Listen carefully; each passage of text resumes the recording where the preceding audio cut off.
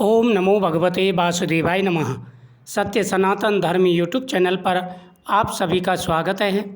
पुरुषोत्तमा एकादशी की कथा आज सुनते हैं। पुरुषोत्तमा एकादशी, यह एकादशी 3 साल में एक बार आती है। इस दिन भगवान विष्णु की पूजा करने से, दान पुण्य करने से और भगवान के सामने दीपक जलाने से सभी प्रकार के मनोरथ पूरे हो जाते हैं। आज के दिन गौ माता को फल खिलाएं, पीपल वृक्ष, भगवान गणेश, भगवान शिव, माता तुलसी और भगवान कृष्ण के सामने अपनी इच्छा बोल करके दीपक जलाएं। आज के दिन जल और फल दोनों चीज़ों का दान करना अति उत्तम माना जाता है। इससे सभी प्रकार की मनोकामनाएं पूरी होती हैं और साथ ही भगवान के सामने संकल्प करना चाहिए कि हे गोविंद, आज मैं व्रत रखूँगा, आप मेरे ऊपर अपनी कृपा दृष्टि बनाए रखें। फिर द्वादशी के दिन इस व्रत का फल भगवान को समर्पित कर दें। धर्मराज युधिष्ठिर कहने लगे, हे जनार्दन, आपने सभी एकादशियों का विस्तार पूर्वक वर्णन कर मुझे सुनाया, अतः अब आप कृपा करके मुझे अधिक मास के शुक्ल पक्ष की एकादशी का क्या नाम है तथा उसकी विधि क्या है, इन सब के बारे में बताइए। श्री भगवान बोले, हे राजन, अधिक मास में शुक्ल पक्ष में जो एकादशी आती है वह पद्मिनी कमला एकादशी कहलाती है।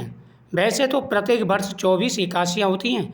जब अधिक मास या मल मास आता है तब इनकी संख्या बढ़कर के 26 हो जाती है। अधिक मास या मल मास को जोड़कर वर्ष में 26 एकादशियाँ होती हैं। अधिक मास में 2 एकादशी आती हैं जो पद्मिनी और परमा एकादशी कहलाती हैं। यह एकादशी के व्रत करने से सभी प्रकार की मनोकामनाएं पूरी हो जाती हैं। दशमी के दिन व्रत का आरंभ करके कांसे के पात्र में जौ चावल आदि का भोजन करें तथा नमक न खाएं, भूमि पर सोए और ब्रह्मचर्य व्रत का पालन करें। एकादशी के दिन ब्रह्म मुहूर्त में सोच आदि से निमृत होकर दंत धामन करें और जल के 12 कुल्ले करके शुद्ध हो जाए। सूर्योदय होने के पूर्व उत्तम तीर्थ में स्नान करने जाए, उसमें गोबर, मिट्टी, तिल अथवा कुसा व आंवले के चूर्ण से विधि पूर्वक स्नान करें। श्वेत वस्त्र धारण करके भगवान विष्णु के मंदिर में जाके पूजा करें। भगवान कृष्ण बोले, पुरुषोत्तम मास में अनेक पुण्यों को देने वाली एकादशी नाम पद्मिनी है। इसका व्रत करने पर मनुष्य कीर्ति प्राप्त करके वैकुंठ को जाता है। जो मनुष्य इस व्रत को करते हैं उन्हें हर प्रकार का सुख और वैभव प्राप्त होता है। हे राजन, अब मैं तुम्हें इसकी कथा सुनाता हूँ। पूर्व काल में त्रेतायुग में है नामक राज्य के वंश में कृतवीर नाम का राजा महिषपुरी में राज्य करता था।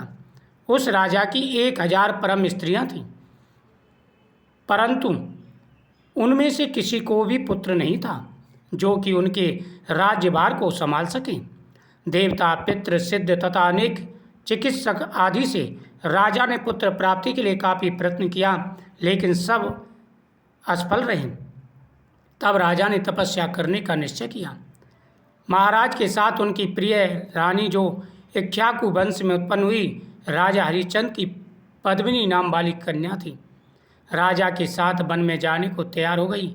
दोनों अपने मंत्री को राज्यभार सौंपकर राजसी वेश त्याग कर गंधमादन पर्वत पर तपस्या करने चले गए। राजा ने उस पर 10,000 वर्ष तक तप किया, परंतु फिर भी पुत्र प्राप्ति नहीं हुई। तब पतिव्रता रानी कमल लेनी पद्मिनी ने अनसुईया से कहा, 12 मास से अधिक महत्वपूर्ण मलमास होता है। जब राजा को 10,000 वर्ष व्यतीत हो गए, कोई संतान की प्राप्ति नहीं हुई, तब रानी ने अनसुईया से पूछा तो अनसुईया ने कहा कि 12 मास से अधिक महत्वपूर्ण मलमास होता है जो 32 महीने पश्चात आता है। उसमें द्वादशी युक्त पद्मिनी शुक्ल पक्ष की एकादशी जो आज का व्रत है, यह द्वादशी के साथ है। इसका व्रत करने से तुम्हारी मनोकामना पूर्ण होगी। इस व्रत के करने से भगवान तुम पर प्रसन्न होकर तुम्हें शीघ्र पुत्र देंगे। रानी पद्मिनी ने पुत्र प्राप्ति की इच्छा से एकादशी का व्रत किया। वह एकादशी को निराहार रहकर रात्रि जागरण करती। इस व्रत से प्रसन्न होकर भगवान विष्णु ने उन्हें पुत्र प्राप्ति का वरदान दिया। इसी के प्रभाव से पद्मिनी के घर कार्तिक वीर उत्पन्न हुए जो बलवान थे और उनके समान तीनों लोकों में कोई बलवान नहीं था। तीनों लोकों में भगवान के सिवा उसको जीतने वाला कोई नहीं था, क्योंकि यही वरदान राजा ने मांगा था।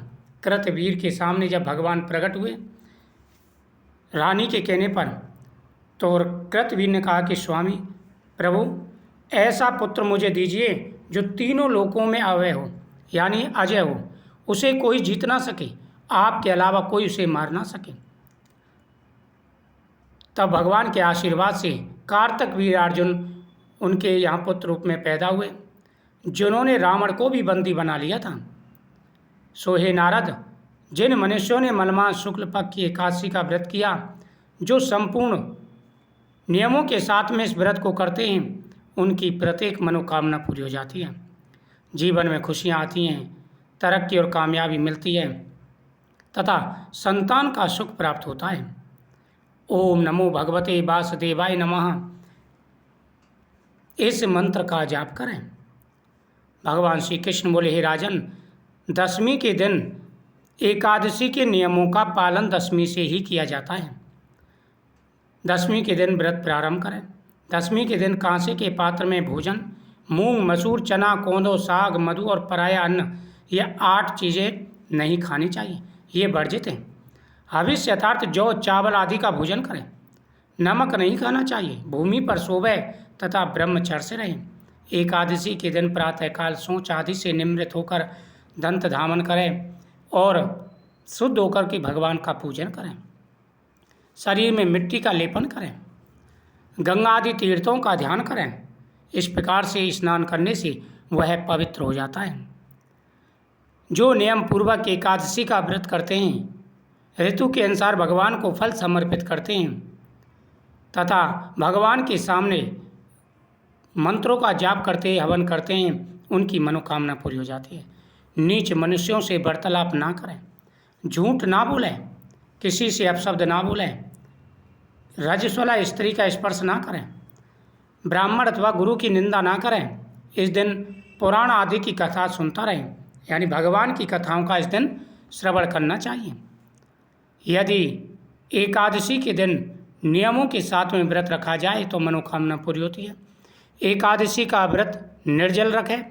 अगर निर्जल ना रख सके तो जल पी ले, और जल से भी ना रख सके तो फलाहार करके इस व्रत को रखें। द्वादशी के दिन भगवान के सामने भोग लगावे, भगवान से निवेदन करें कि हे गोविंद, आप इस नैवेद्य को स्वीकार करें और फिर उस नैवेद्य से अपना व्रत खोलें। नियम पूर्वक यह उपाय करने से सभी प्रकार की मनोकामना पूरी होती है। जीवन में खुशियाँ, तरक्की और कामयाबी आती है और सभी प्रकार के मनोरथ पूरे हो जाते हैं। कृष्णाय वासुदेवाय हरे परमात्मने प्रणतः क्लेश नाशाय गोविंदाय नमो नमः की गई पूजा का फल बहुत ज़्यादा होता है और सभी प्रकार के मनोरथ पूरे हो जाते हैं। जय श्री कृष्ण।